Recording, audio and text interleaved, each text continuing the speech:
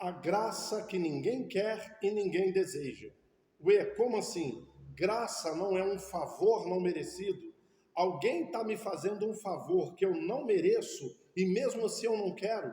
Eu estou recusando um favor que eu não mereço? E favor é favor, uma palavra grandiosa. Sim, meu querido, eu te convido a dar uma lida na carta de Paulo aos Filipenses, capítulo 1, ok? Do verso 27 em diante ali. Paulo vai dizer o seguinte: existe um favor, uma graça, ok? Ali, contida ali. Mas infelizmente a maioria não quer. Do que nós estamos falando? Querido, um dos motivos de Paulo escrever a carta aos Filipenses é porque a igreja de Cristo estava sendo perseguida pelos romanos e pelos judaizantes. E Paulo vai dizer o seguinte: vocês não devem ficar intimidados, vocês não devem ficar acovardados, vocês não devem ficar com medo, ok? Sofrer perseguição por amor a Cristo, sofrer perseguição por anunciar o verdadeiro evangelho é uma graça, ok? Então a igreja estava sendo perseguida pelos romanos e pelos judaizantes, aqueles falsos mestres que queriam enfiar o judaísmo dentro da igreja, entende? Então estava tirando o evangelho puro, o evangelho genuíno e colocando ali a religiosidade lá dentro, entende? Então o que Paulo está falando? Não fiquem tímidos não, vocês serão perseguidos, muitas vezes presos, muitas vezes torturados, muitas vezes serão mortos, mas não fiquem intimidados não. Sofrer por amor a Cristo, e eu já disse várias vezes, Jesus é o Evangelho, Evangelho é Jesus. Evangelho do grego é boas novas, boas notícias, ok?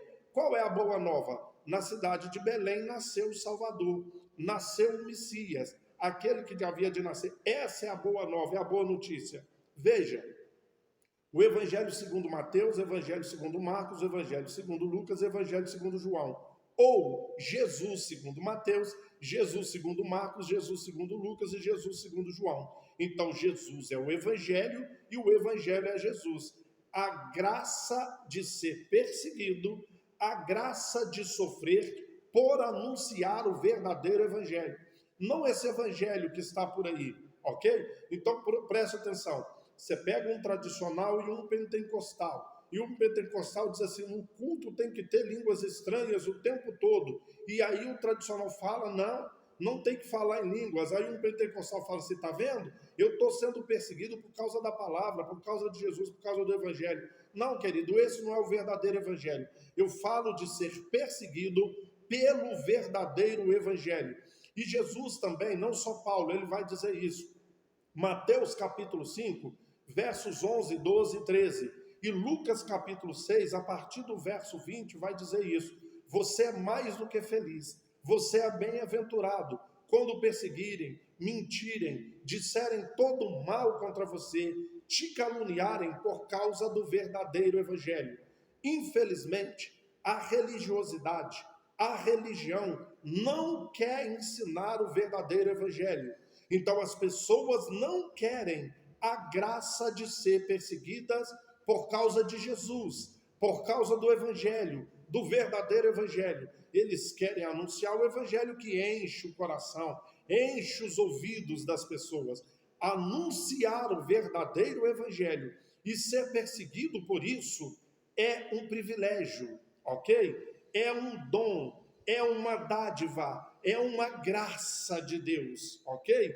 Então, o que a gente vê? Quando um cristão é perseguido, né, por causa da fé que ele professa, ele manda indireta nas redes sociais, ele fica com raiva, ele não conversa com as pessoas. Não, querido, é um privilégio, é uma honra para você, é uma graça. O verdadeiro evangelho anunciado e o sofrimento por causa desse anúncio é uma graça que a grande maioria das pessoas não querem.